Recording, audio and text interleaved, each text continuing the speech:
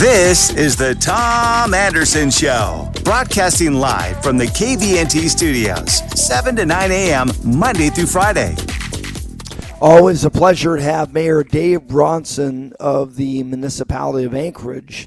Anchorage Assembly Mayor is authorizing the use of more than $200,000 to address the crime and public health issues associated with pretty much large homeless camps. And we've seen news of recent, and I think you warned about this, there's going to be continued crime if we're not vigilant and careful. Tent City homeless camp, downtown Anchorage, seeing more. That's 3rd Avenue and English Street in Anchorage, seeing 24 calls made from crime. What are your thoughts on the Assembly's direction and what you've been trying to do to resolve the problem? Well, Tom, I appreciate you having me on. This has been more than a 2-year odyssey for us.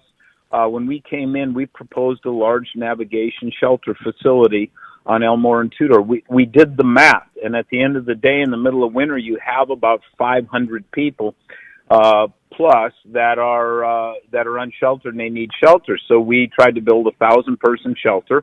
Now, is that the perfect solution? Certainly not. But at the end of the day, is it worse or better than what we have now? The Assembly has a choice, and they've taken their choice, and the choice is between large camps or a large shelter. They've chose the large camps, and now they're spending a lot of taxpayer dollars to manage those camps. And they're, like you had said off the air, Tom, they're all over the map. It's like, what's going on here? And so I came in with a solution. We wouldn't be having any of these conversations right now if we had built a large shelter. They appropriated the funding, they approved it, and then they unapproved it, and in the middle of a concrete pour. So we still have our footings poured out there, and we're still paying $5,000 a month for a 29,000 square foot shelter. So yeah, it's a predicament. The public is paying the price. I just need your listeners to know that without shelter space, you cannot clear out these camps, because you can't tell people you can't be on public space without having a place for them to go to. And that's due to a case called Martin versus Boise. That's federal law, which trumps our municipal code, which prevents people from living in public areas. So if we could have gotten to enough shelter beds, then in combination with other places like converted hotels, but at the end of the day, if you build it, they will come. In that, if you tell someone who you come to Anchorage, and we've got these people, we interviewed them, they said, yeah, our mayor said you can go to Anchorage and get a free hotel room, and you can live there indefinitely. Well, that's what we're doing. And hotel conversions work until they don't. This is the same thing that San Francisco did, that Portland did, and we're on the same path.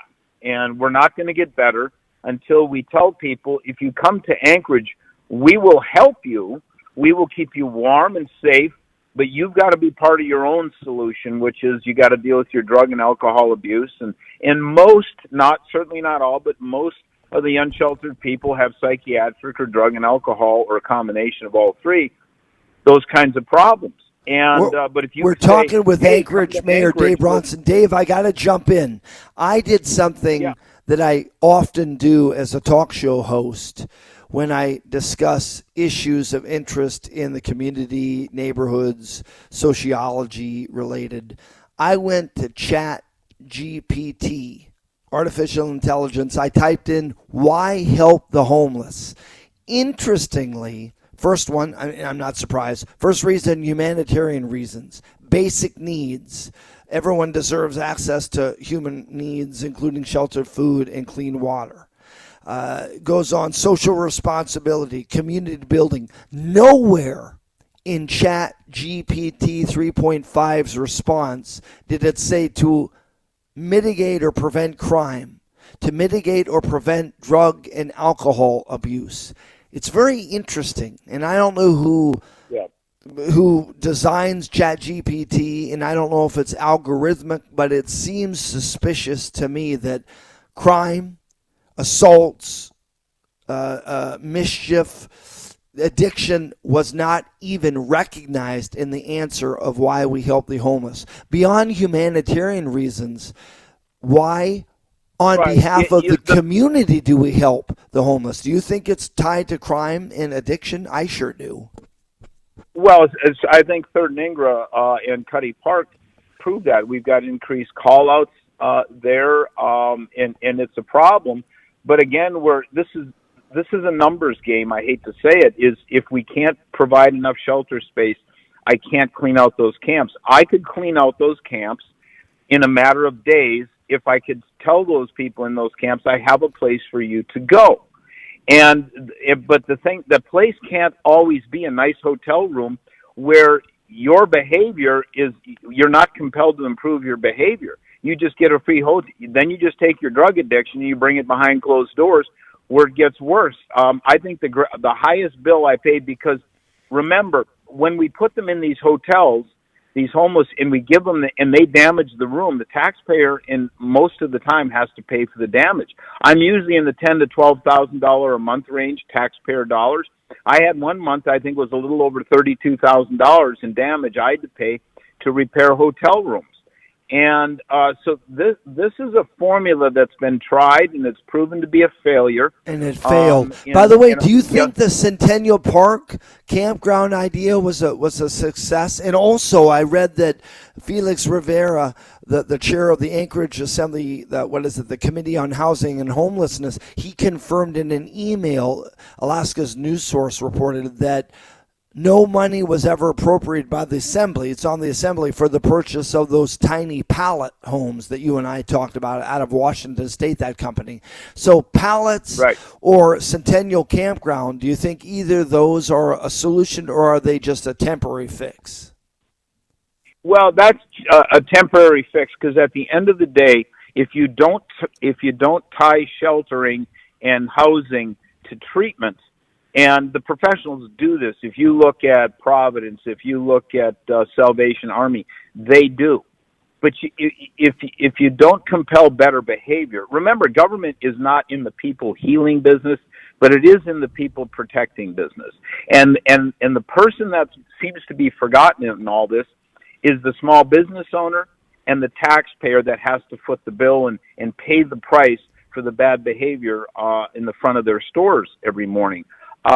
So that's why I'm advocating for, as well as the people who are unsheltered and who are now at risk of freezing to death. And you don't freeze to death when you're in a shelter. So the thing that they're missing is they're dogmatically focused on this housing first model, which is a federal or nationwide. It's got to be shelter first, because you can't help anyone unless they're clean, they're dry, they're sober, and their bellies are full. You got to get. That's what a shelter has done. That's what shelters have been doing for thousands of years. It's a shelter, and until you get to that, you're never going to get to the fix. You're never going to solve the problem. Well, we've looked at the failures in Seattle, Portland, L.A., San Francisco, Minneapolis, across the nation. But then Alaska's news source, the NBC CBS affiliate in Alaska, they covered a story, did an investigative report, Mike Mason, in Houston. Do you think Houston, Texas's model is something you might emulate? Well, we're looking for best practice always, and if Houston is the model that we're supposed to follow, then I would certainly happy to look at it. But remember that's a very in-depth, systematic solution. Is what I'm looking at as far as protecting the taxpayers' dollars. I think the nonprofits should be doing the vast majority of this work. I think the government should be involved in the shelter business, because it's a matter of public safety, and that's our constitutional. What about Alaska Native corporations? Should they be involved? Well, remember, they're some of the finest businessmen in the state, and I've spoken to them. They're not going to throw money at a plan that the Assembly is creating, that the Assembly has created. They're just not going to do it. No. We have some of the best corporations under the Alaska Native leadership in the world, for sure. Mayor Dave Bronson, always a pleasure. We'll continue the dialogue on this. Thanks for your efforts and thanks for your time. Thanks, Tom. You bet. TomAndersonShow.com online. Good morning.